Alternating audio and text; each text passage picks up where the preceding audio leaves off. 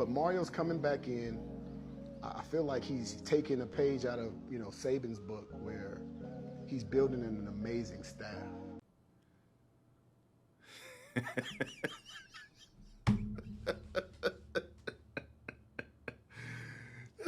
What's going on, everyone? And welcome to WreckTalk. Sorry it's taken me so long to get this video out. I woke up, I had to keep pinching myself because I'm like, did that really just happen? Did that really just happen?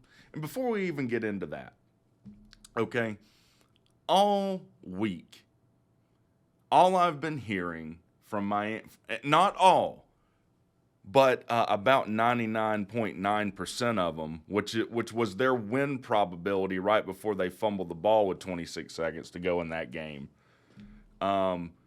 But 99.9% of Miami fans, remember that number. Georgia Tech's trash, nothing to worry about. I went on that Scoop on the U channel, and I asked, is there anything you're worried about? Do you have any worries going into this game? Oh, man, I just hope we don't get too many players injured, on this road to victory. And I was just like, okay. And look, most Tech fans were down, and I didn't predict us to win this game or anything. I'm not presenting myself as a genius. But I did say Miami wasn't covering, and I did say I think Tech's going to come out and play a whole lot better. I do think Tech will make this a game. Oh, WreckTalk's an idiot. WreckTalk don't know what he's talking about. Okay. Who looks like a dummy today? Has anyone looked dumber than Mario Cristobal does right now? I have to, hear about, Brent Key's the worst coach ever. Brent Key's the laziest hire ever. Well, at least we're not paying him $8 million a year to not make the most no-brain decision to take a knee with 26 seconds, left in the game, or whatever the clock read. Insane. The game starts off, and Miami players are literally hitting our players in the back of the head, giving them the old right there, Fred, which doesn't surprise me at all. That's why you would never see a hostage situation in Miami, because no one cares enough about anyone in the city of Miami to take them hostage. The thug you thing is real. By the way, when Christian Leary scores that touchdown, they're throwing water bottles and trash on the field. I guess to match the trash that Tyler Van Dyke had been throwing all night with 3 picks. I had heard all week about how out of this world Tyler Van Dyke was. We weren't going to be able to do anything with him. We didn't have much problem stopping Tyler Van Dyke, I can tell you that. Georgia Tech's defense plays out of their mind in this whole game. Where is this? I said coming into this, demoting Thacker, promoting Cher. It better work out or you're going to look like a dummy. Looks like a genius move now. Huge shout out to Cher. Came in there and called a great game. Thought he did great. I said we were going to have to pick our spots with blitzing and bringing pressure. We played back a lot of the night and just kind of let things happen. Our secondary, fantastic. Brooks with the pick. Quayton Powlee almost had, really, Tyler Van Dyke should have had 4 picks in that game. They end up with 5 turnovers. 1 is a turnover on down. 1 is the fumble at the end of the game. And here's every year we hear, Miami's back, baby. Miami's back. That's all we've been hearing this year. I was called an idiot because I'm like, well, you've really only played Texas A&M. Miami seems like a really good team. I don't know exactly how good they are. Oh, I'm just an idiot who roots for a team whose fans won't show up. Speaking of that was a pretty sparse crowd, wasn't it? Evidently, they're just giving tickets away to this game. They're ripping the U up after the game because that's, they got to take a 20-minute bus ride back to their stadium after that loss. What do you think that bus ride was like?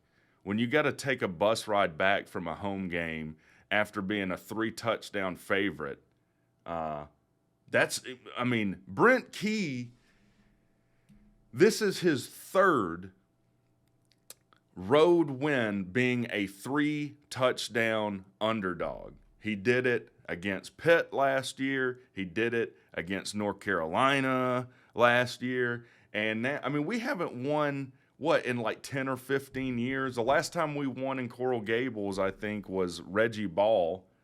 Look, this game to me is comparable to like the kick and the pick. In fact, it's probably better than that. I think Georgia only had like a 98% winning percentage with 18 seconds left to go in that game. 99.9. 99.9% sure will get you convicted of murder. If you have a jury of people that are 99.9% sure you did it, you're going to jail. Wow. And here's the thing. I watch Coach Coop. I love Coach Coop. Coach Coop's a real one. I've said there's 2 college football YouTubers that pretty much anything they do, I'm turning in. One's Carolina Jackpot, and one is Coach Coop. And y'all lambasted him for saying that you'd only win by 14. What are you talking about? Miami gonna win by 60. Miami by 90. What have you done to think that? I said, hey, don't overlook this team. Take a note from Georgia Tech last week, who overlooked an inferior opponent and got embarrassed. Oh, no, that ain't going to happen to Miami, though. Miami hasn't won their conference since they've been in the ACC. Miami hasn't won anything since they've been in the ACC. And you're going to come in here and trash me like you've done something? Please. And then I hear, I'm looking through Coop's chat on his screen. It's scripted, the refs, blah, blah, blah. His elbow was down. And I agree with Coop. It doesn't matter. You were a 20-point favorite to win that game. That game was ever close, that game was ever in contention is an absolute embarrassment to the University of Miami. I don't want to ever see a Miami fan shoot this in my face again. Okay? Until you can handle your business, which you weren't able to do against Georgia Tech. And the other thing that's disgusting to me, all these Miami people, we just threw it away. We let Georgia Tech win. You hear all this nonsense too. They just didn't want it tonight. Bench Tyler Van Dyke. Fire Mario Cristobal. Yeah, fire Mario Cristobal. You've been firing coaches every other year, every third year for the last 2 decades. So we'll see how well, that works out for you. By the way, for the guy who called Sea-Dog a fair weather fan, that would be fair weather. When you're undefeated, your quarterback has one bad game and you're calling for him to be benched, and you're calling for your coach that you're paying $8 million a year to be fired. Now, I will say this. Mario Cristobal looks like the biggest dummy in college football. And it will go down in history as one of the dumbest coaching decisions ever. But give Georgia Tech credit. That defense came out and shut down.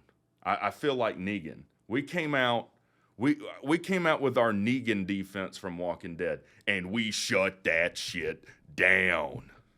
We brought out Lucille. She was a vampire bat in October to that night, wasn't it? And she was hungry. That's right. We got the fist fights out of the way in the first series. Give credit to Georgia Tech's defense because they came out and they played a hell of a game. Those 3 interceptions that Van Dyke threw, Miami fans are just going to say, oh, Van Dyke just played crappy. I'd say Georgia Tech's defensive secondary came out and played well. That's what I would say.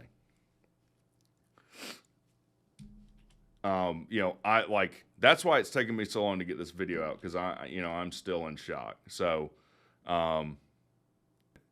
now, this puts Georgia Tech right back into the goals they had for this season. It's still a long shot to make a bowl, I think. but that's, in fact, that's the other embarrassing thing for Miami. You know, it wasn't like Georgia Tech got everything together, played a complete game on both sides of the ball. No, we played, you know, you generally play with 22 starters, right? 11 on offense and 11 on defense. We played with 11 for most of the night. We had 61 yards of offense. 61 yards of offense going into half when Miami was up 3-0 going into the half. It was improved in the second half, but it wasn't a lot better. I mean, listen to these stats. Okay? Let me try. Let me, yeah, I've got them. Total yards, 452 yards of total offense for Miami, 250 for Georgia Tech. And about a third of those yards came in the last 26 seconds of the game. We didn't have 200 yards of offense until the last play of the game. Think about that. Think about that. 99 rushing yards, 151 passing yards. And look, for the second game in a row, Haynes King comes out, doesn't look good, threw just at least one absolutely horrible pick into triple coverage. So, like, we were trying to help Miami out, weren't we? By just the inconsistency.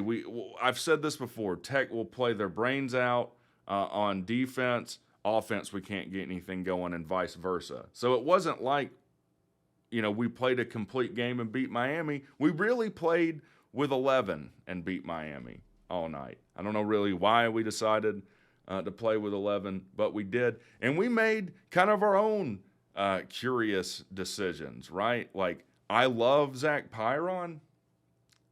I think he's a hell of a ball player. But we bring him in to do like a quarterback sweep for one play, and it gets blown up. You know, our inside the 10-yard line offense was even worse than our normal on the other side of the 50 offense. And I guess they just had a good play call to blow that up. But it just seems like that can create discontinuity in your offense when you're playing, you know, quarterback musical chairs or whatever. So it is what it is, guys. Now, we tried to warn Miami about the curse of the ghost uniforms. It's confirmed now. The curse of the ghost uniforms is real. That's two 20-point favorite losses for the ghost uniforms. Those should probably be retired until the end of time. And take it from a fan who knows what it's like to get embarrassed on the field by an inferior opponent and wear an ugly uniform too. Those were god-awful ugly uniforms, like neon green numbers that glow in the dark.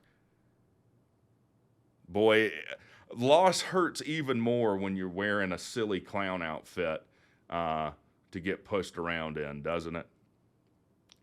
So with that, tune into the live show tonight. We're going to have a lot to talk about. I'm going to create a highlight from that stream. My background is from that stream.